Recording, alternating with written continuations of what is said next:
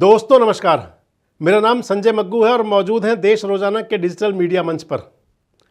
लोकसभा चुनाव की दुंदुभी बज चुकी है, आप सभी जानते हैं। लोकसभा चुनाव का ऐलान हो चुका है। चुनाव के लिए पहले चरण के लिए नामांकन प्रक्रिया पूरी हो गई और अब दूसरे चरण के लिए भी नामांकन भरने का काम चल रहा है।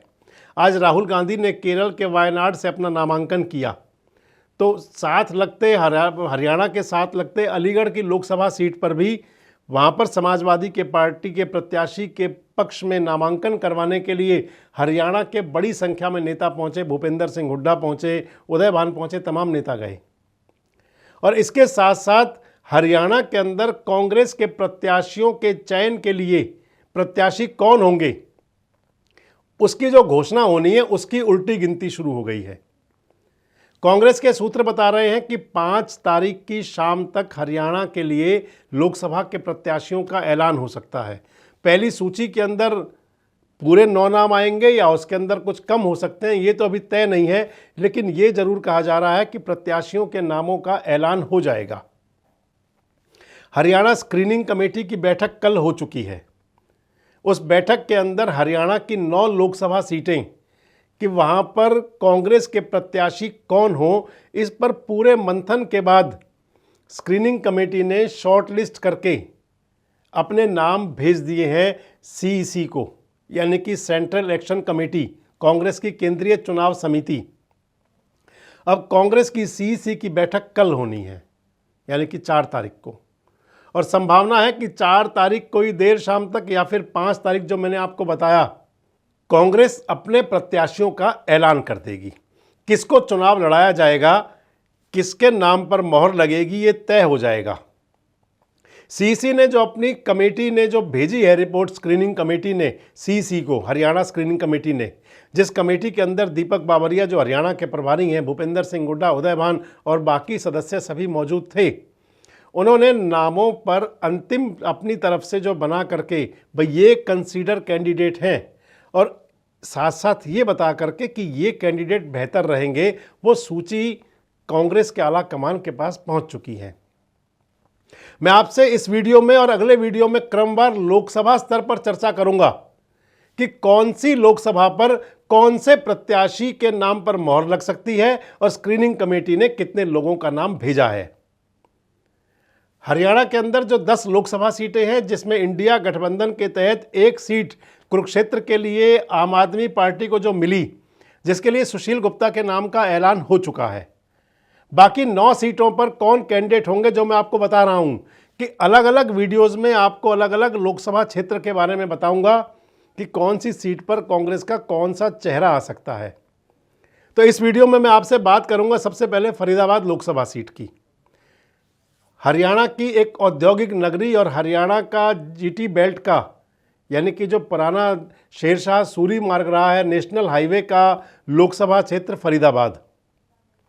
2 जिले हैं जिसके अंदर फरीदाबाद और पलवल, जिसके अंदर 4 ग्रामीण सीटें हैं और 5 शहरी सीटें आप कह सकते हैं।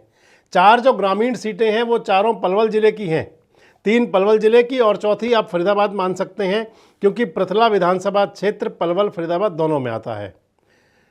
तो पलवल, होडल, हथीन और पृथला ये ग्रामीण बाहुल्य है। एनआईटी के अंदर भी ग्रामीण एरिया काफ़ी लगता है, तिगांव में भी ग्रामीण एरिया काफ़ी लगता है। बाकी जो बड़खल है, इसके अलावा ओल्ड फरीदाबाद है, बल्लभगढ़ है, इनमें ग्रामीण एरिया कम है। तो इस लोकसभा फरीदाबाद लोकसभा के लिए भारतीय जनता पार्टी ने तीसरी बार कृष्णपाल गुर्जर को अपना टिकट दे दिया है। जो पहली सूची आई थी बीजेपी की, उसमें उनका नाम आ गया था। कृष्णपाल गुर्जर अपना चुनाव प्रचार कर रहे हैं। कृष्णपाल गुर्जर को टक्कर कौन देगा कांग्रेस की तरफ से, ये स्क्रीनिंग कमेटी के अंदर नाम जा चुके हैं। और स्क्रीनिंग कमेटी में जो नाम गए हैं, आपको मैं बता दूं कि फरीदाबाद लोकसभा के लिए स्क्रीनिंग कमेटी ने जो नाम भेजे हैं, उसके लिए पहला नाम गया है करण सिंह दलाल, हरियाणा के 5 बार के विधायक, हरियाणा सरकार के पूर्व मंत्री और कांग्रेस के कदावर नेता। और दूसरा नाम जो भेजा गया है कांग्रेस स्क्रीनिंग कमेटी की तरफ से, वो नाम गया है विजय प्रताप।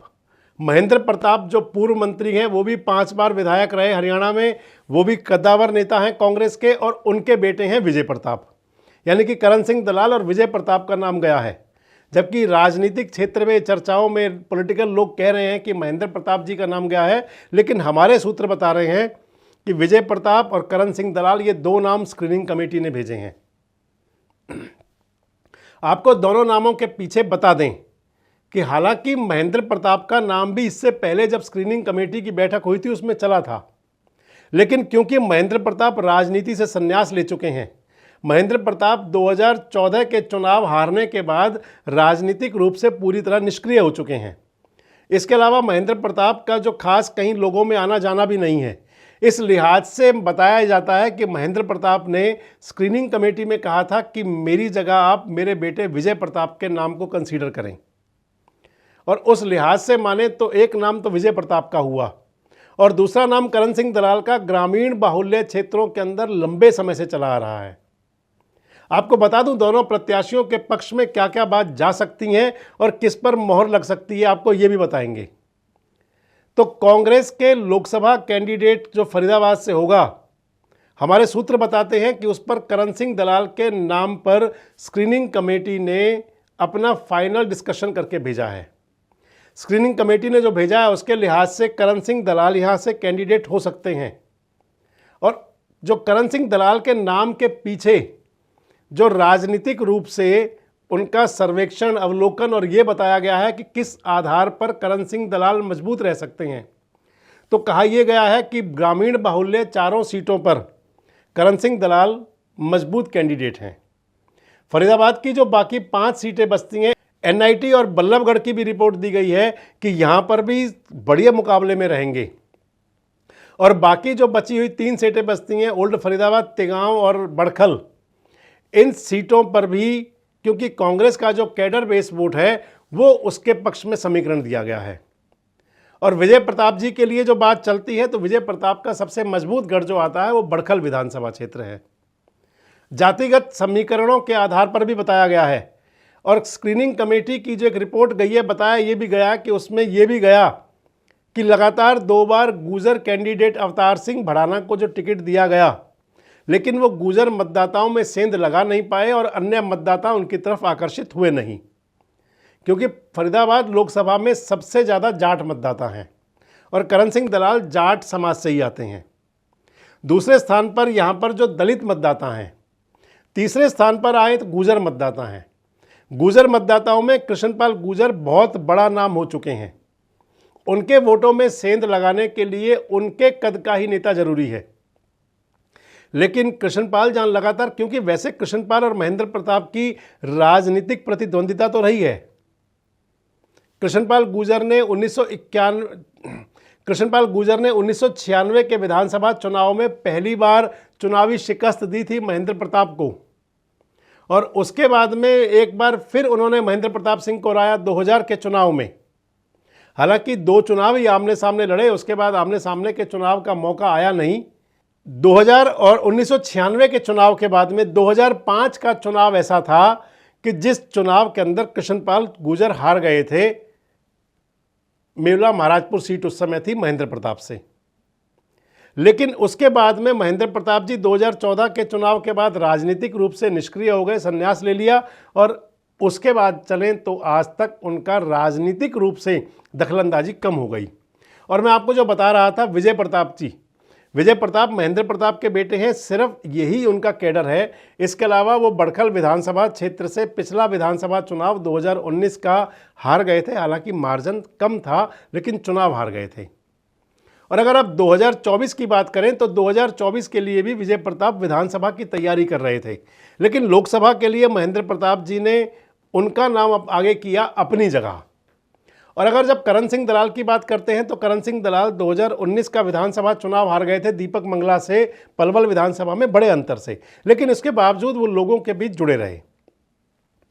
करण सिंह दलाल के साथ एक बात और जाती है कि पलवल जिले के अंदर कई पूर्व विधायक, आप मेरी बात को नोट करें कि पलवल जिले के अंदर कई पूर्व विधायक जो चाहे वो बीजेपी में हैं, चाहे वो कांग्रेस में हैं, चाहे वो किसी और पार्टी में हैं, वो करण सिंह दलाल के संपर्क में हैं। इसके अलावा अन्य पार्टियों के नेताओं के साथ भी उनका संपर्क ज़्यादा बना हुआ है। इस लिहाज से करण सिंह दलाल ज़्यादा मजबूत साबित हो सकते हैं। और जो हमारी जानकारी बता रही है वो ये है कि करण सिंह दलाल का नाम लगभग तय है। कांग्रेस के एक बड़े नेता से आज भी मेरी टेलीफोन पर बात हुई, जो कांग्रेस के बहुत बड़े नेता हैं, और उन्होंने कहा भी सही इशारे में कि फरीदाबाद के लिए करण दलाल तय हैं और 5 तारीख को उम्मीद है या 6 तारीख को टिकटों की घोषणा हो जाएगी, जो कांग्रेस के बड़े नेता ने बताया।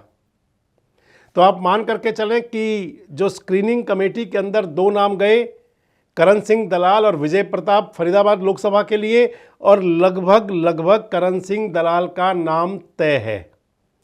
आपको क्या लगता है कि अगर करण सिंह दलाल वर्सेस कृष्णपाल गुर्जर चुनाव कैसा रहेगा? दोनों एक समय के सहयोगी रहे, 1996 की सरकार में दोनों इकट्ठे वजीर थे, और उसके बाद कई ऐसे लोकसभा के चुनाव रहे जिसके अंदर माना जाता है कि करण सिंह दलाल और कृष्णपाल गुर्जर का साथ रहा। अब की बार आमने सामने होंगे तो चुनाव कैसा रहेगा? और बड़ी बात कि फरीदाबाद के अंदर कृष्णपाल गुर्जर पिछली बार लगभग 6.5 लाख वोटों से चुनाव जीते थे। अब की बार चुनाव के अंदर फरीदाबाद लोकसभा की जनता किस प्रकार का परिणाम देगी? कमेंट्स बॉक्स में अपनी प्रतिक्रिया जरूर दें, और इस प्रकार के वीडियोस अपडेट्स के लिए हमारे साथ जुड़े रहें, देखते रहें देश रोजाना। हमारे साथ जुड़े रहने के लिए देखते रहिए देश रोजाना का यूट्यूब चैनल सब्सक्राइब कीजिए। साथ ही देश रोजाना की खबरें सबसे पहले देखने के लिए प्रेस कीजिए बेल आइकन।